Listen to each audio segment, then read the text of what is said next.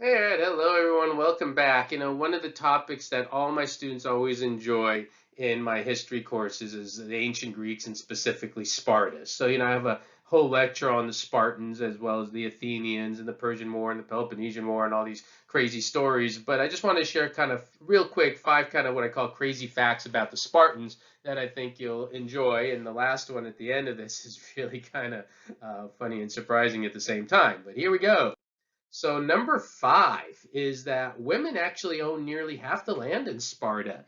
About 40% of the land was owned by women, which is unusual for most early civilizations and ancient civilizations, even many modern civilizations. It makes sense because a lot of the men were off at war or in the military, and so the women had greater responsibilities. I mean, think of World War I and how many women were pushed into professions that they previously couldn't have because all the men were at war. So that's number five.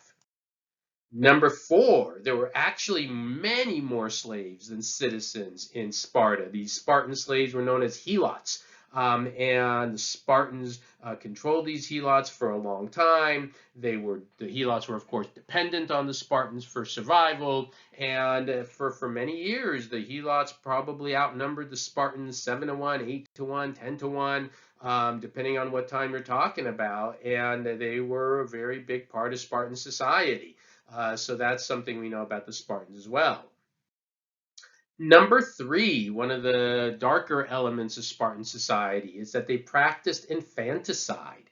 And yes, they took their young born children, especially boys, usually it was boys, and these young male were basically judged. And if they were seen as having too many birth defects or not being healthy, they would put them out into the wilderness, essentially, quote unquote, expose them, exposure, and they would die because in the Spartan mentality, if they were born with this birth defect, they wouldn't be able to survive the next point, which is their training that they would receive from a very young age.